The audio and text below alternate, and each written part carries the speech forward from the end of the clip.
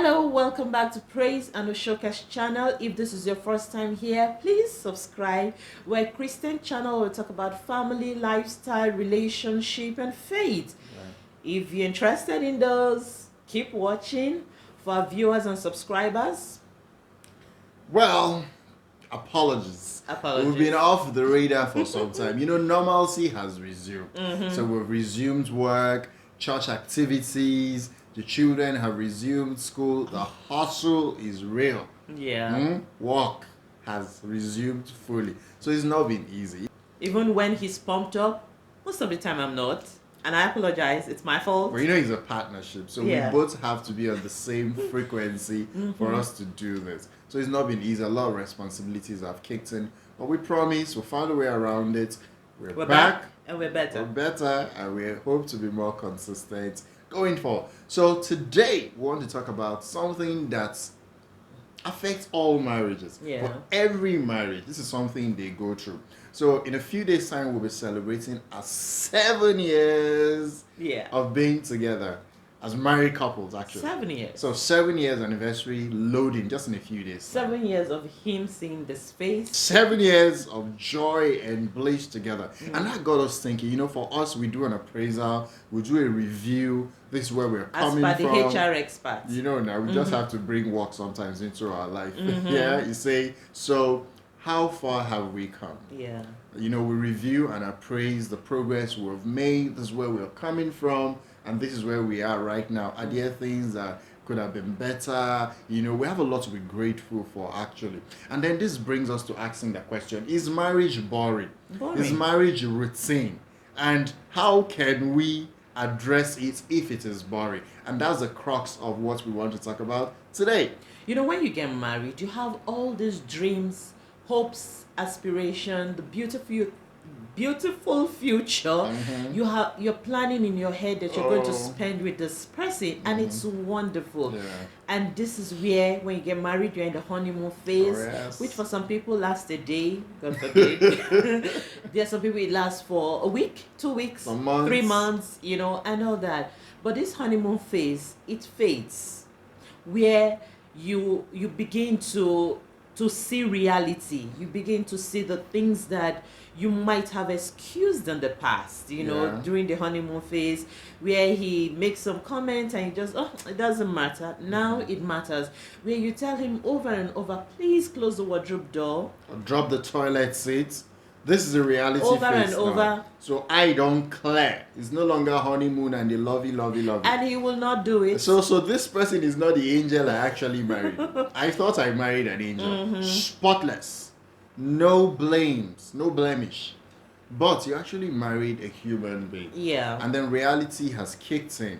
You begin to notice the shortcomings of this person.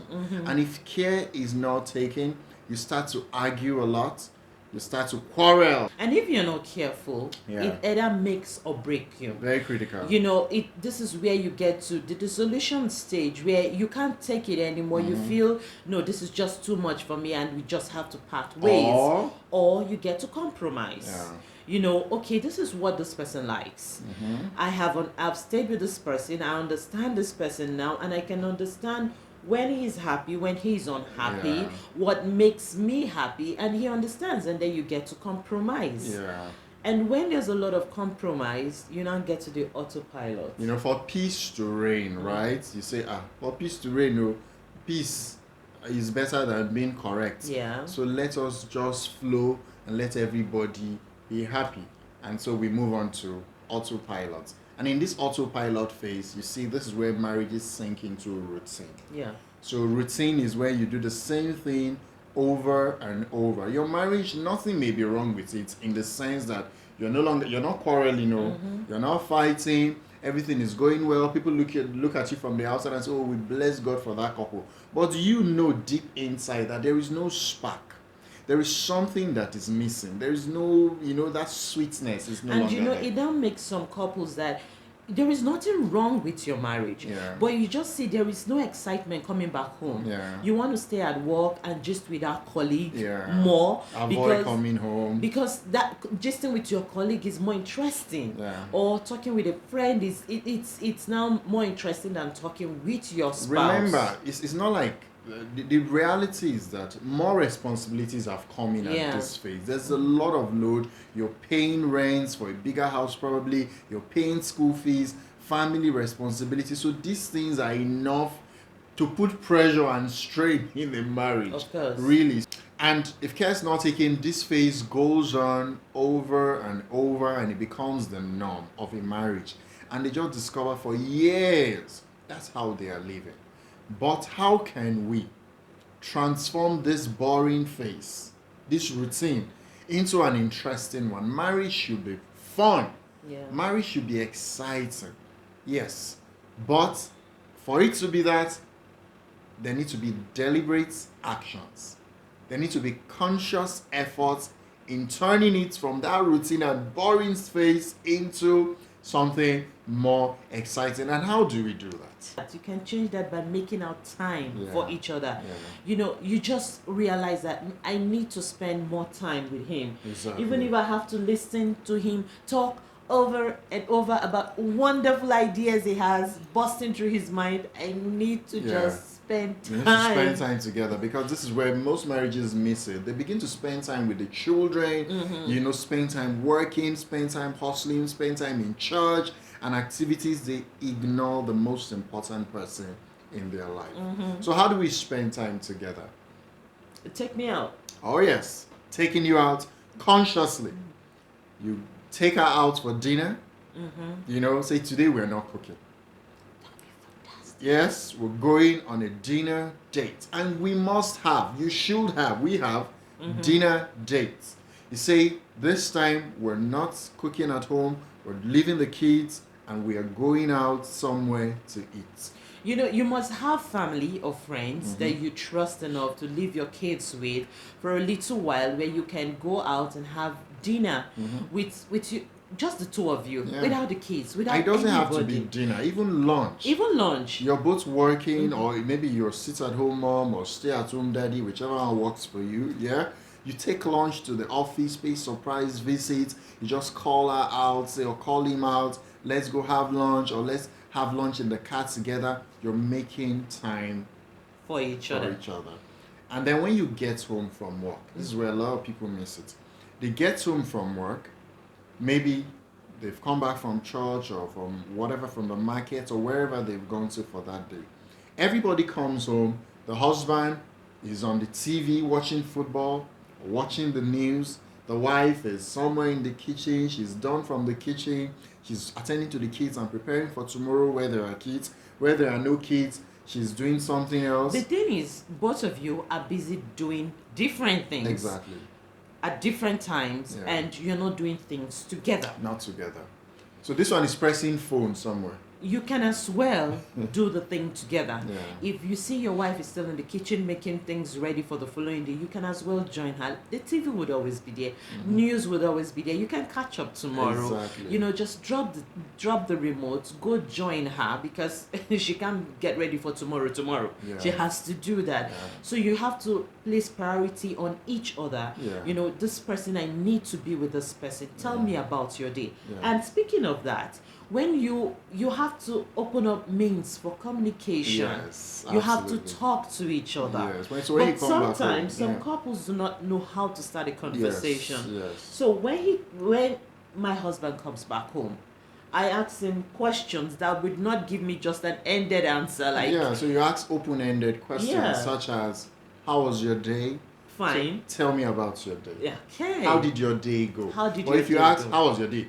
Fine. These are no good conversation starters. So you ask questions that will spark up conversations. And then you begin to gist how the office went, how business went, what you experienced today. If you see what I saw. This is the time to gossip together. If you don't gossip with your wife or your husband, who are you going to be gossiping with? This is the closest person to you. So that time is very critical. So you spend that time together. So you call to check up. Yes. Call to check up. Absolutely. You might not spend the whole time talking, but just how is your day going? Did you get to work on time? Yeah. How, okay, was there the traffic on the way if you're driving? Okay, you got to work on, have you had lunch? Yeah. You know, ask questions, check up on each other. Not you leave the house in the morning and you don't talk to each other. Till you return home. That is very, I mean, that is a recipe for boring marriage. If the person is quite busy and he doesn't always accept calls, you can send a WhatsApp chat, you know, text message. A text message. Send Okay, sweet hope you're doing messages. good, you know, or just chat me up when you're free, and he would always respond, or she would respond. Or send a message, you're the best thing that has ever happened to me. I love you so much. Thank you for being my pillar. Thank you for being my rock. You know, what would I have done without you? Where were you all my, sweet text messages. Have regular intimacy. And regular intimacy. We cannot overemphasize that. Like maybe 7 times a week. Excuse me? Are you both jobless? You know, regular intimacy. As much as you can do it, it's important. Hey, it's possible. If you have all the stamina and all the greats, now, please, by all means, knock yourself out. It's very key, because that is another level of communication and bonding. So intimacy is very important, if not the most important part of any marriage. Intimacy and communication. And by the way, it's the most important. Intimacy is also communication. Yeah. That's how you express your love to each other. So if you can do it, by all means, and every day, do something out of the ordinary. And it mustn't just be the same thing every time. It should be something that is, you look forward to. Exactly. For the woman especially, you're so busy and the man is so busy. So when you have the time to do it, you should have fun. You should have time. Make time for it. And this one? Spend the weekend in a hotel. Just the two of you. Go for vacation. This end of the year is coming. Take family out. Travel together before Christmas, during Christmas, after Christmas. Take leave. Plan your leave to coincide with each other. Another thing you can also do is to buy gifts for each other. Oh, yes. It mustn't be some expensive wristwatch or some things just, too expensive. Yeah. But just a simple thank you card, or just a simple ice cream. You're coming back from work and because you just buy ice cream. Because you know that your wife loves things like this. You buy them. That brings us to... It shows that I thought of you. Yes, I thought of you. Just that brings me to our last video. We spoke about the love language. Yes. If you haven't seen that video, please go check it out. If you know your spouse's love language, you can apply it when you're trying to do something that this person will really love and appreciate. Apply the right love language. And when you do that, your spouse would appreciate whatever thing you do. Another thing is to play games together, plan family outing. You can go for a simple picnic outside together. And you don't necessarily have to spend money doing all this. Take your food from the house. Play games together, and most importantly, pray together. Like the Bible says, we are not ignorant. There's some people out there that might not be happy you're happy.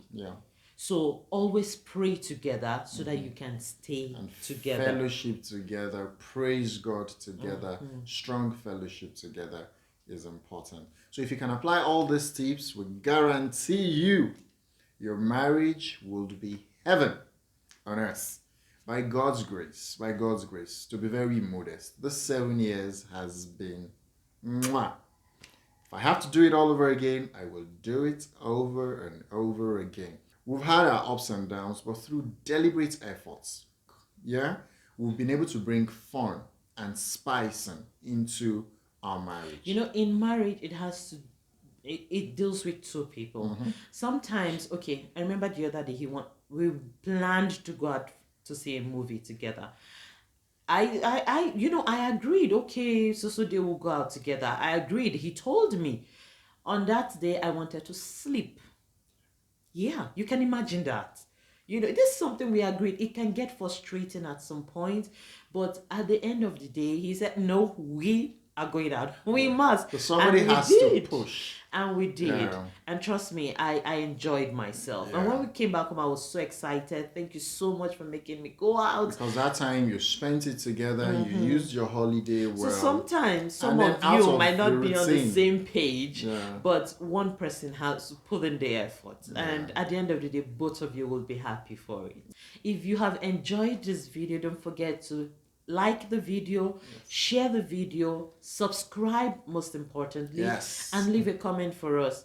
If you don't have anything to say, wish me happy anniversary. I would love to see that. And just leave a comment. Us. Yes. Wish us. Yes, sorry. Wish us happy anniversary and leave a comment for us. Tell us how this video has helped you.